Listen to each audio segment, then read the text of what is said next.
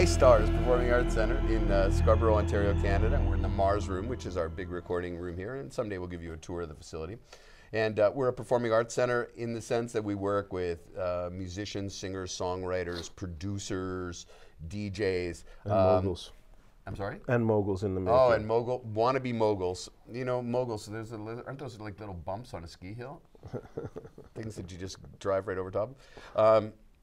Anyways, and we work on all aspects of people's careers, and rather than just training people to be straight up engineers or lifeguards or electricians, or just training you to play your instrument, we're about the full musician and the full career and the integration of all elements of what you do. And that'll be a subject for many, many episodes of the Blair and Zack Chit Chat. I'm Zack Werner. I'm an entertainment lawyer and former manager and record company executive, and one of the judges from the TV show Canadian Idol, and this is Blair Holder, who has got similar background, but we've done that in the last episode, so just go back, right? Yeah. Okay. They know. So Blair, I want to talk about in the career of an artist. Now, obviously, the music industry has changed so widely, and there's so much homegrown recording going on, and homegrown careers, and the traditional roles of the record company and the record company executive and the industry executives has sort of changed.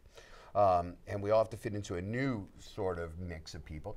But let's talk about what the traditional team is within the career of an artist. And let's start with the lawyer and what role the lawyer would play in the career of an up-and-coming artist. Well, what lawyers do is traditionally been protecting the rights of artists, and you know it's been a minefield. The music industry has been a minefield of lost rights and bad deals. So lawyers have emerged as protectors on the one hand, and I guess in the last 10 or 15 years as deal makers and deal finders and opportunity creators. That's sort of overlaps with the role of manager traditionally.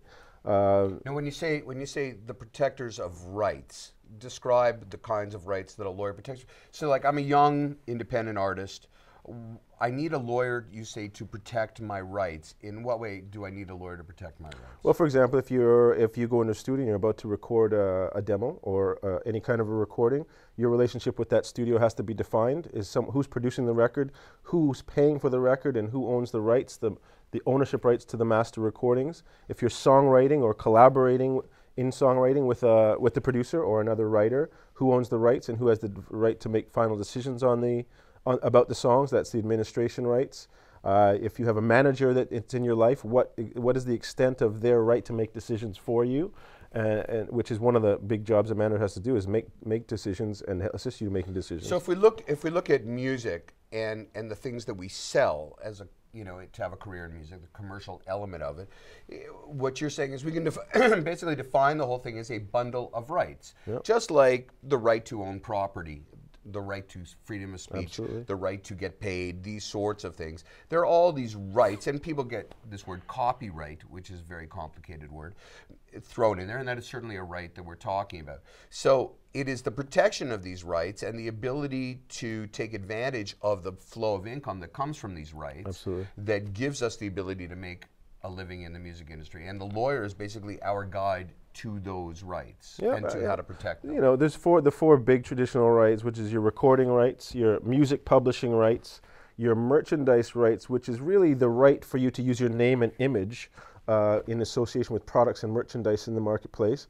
and your live music performance rights. Those are the kind of the big four, and digital rights kind of touch all of those. But when you say protect the rights, that's the complicated thing. How does he protect your rights? You're talking about entering into contracts with people? Because if I'm just going into a recording studio to lay down some tracks, I don't see a contract there. I'm like just wondering how he's going to protect my rights. Right.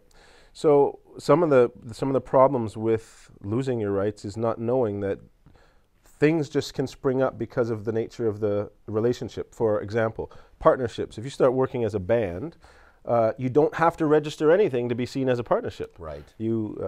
Unlike a corporation. Oh, you said right. Did you get that? No, That's sorry. good. Partnership. Yeah. Right. You need a show of your own.